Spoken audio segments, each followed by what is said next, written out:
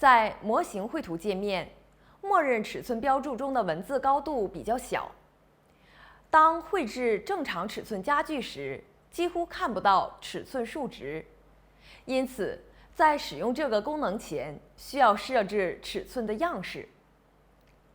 若在模型界面出图，根据图纸型号、文字高度调整后，数值在200到350毫米左右。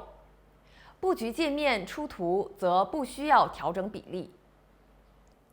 首先，用默认的尺寸样式标注衣柜的各部位尺寸，用快捷键 DLI 线性标注的快捷键标注一下。我们可以看到，默认的文字过小，几乎看不到，不能起到标注尺寸的真正作用。接下来需要调整标注样式。先看标注工具栏中，我们默认的标注样式名称。打开标注样式管理器，它的快捷键是 D 空格。我们选择默认的 ISO-25， 点击新建，出现了一个新样式名副本 ISO-25， 点击继续。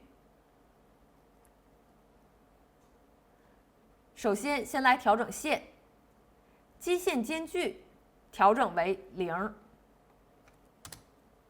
起点偏移量调整为5。接下来调整符号和箭头。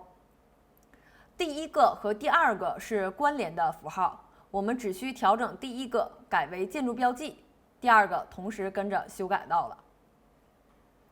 接下来调整文字。文字对齐部分选在与尺寸线对齐的选项，文字高度不变，通过后面调整栏中标注特征比例来改变文字的大小。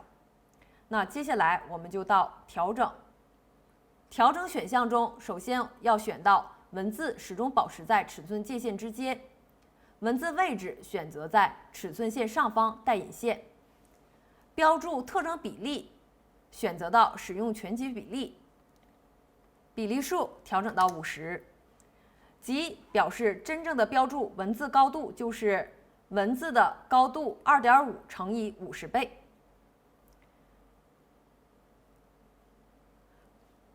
若在模型界面出图，根据图纸型号、文字高度调整后，数值在200到350左右。布局界面出图则不需要调整这个比例。接下来调整主单位。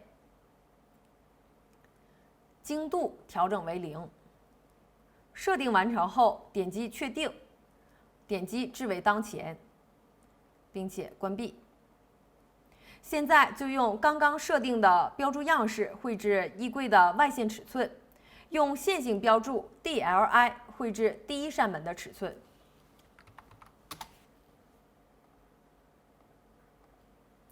用连续标注 DCO 空格。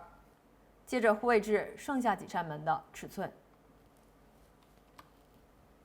用快捷键弧长标注 DAR 标注门把手，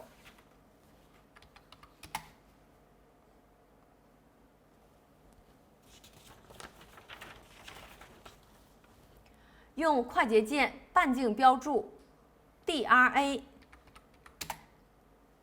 标注圆弧。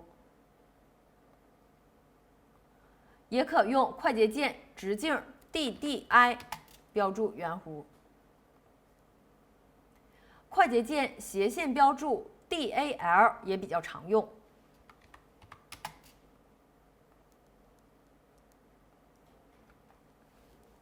同学们，标注样式就这样设置完成了。今后根据图纸的型号可以进行微调。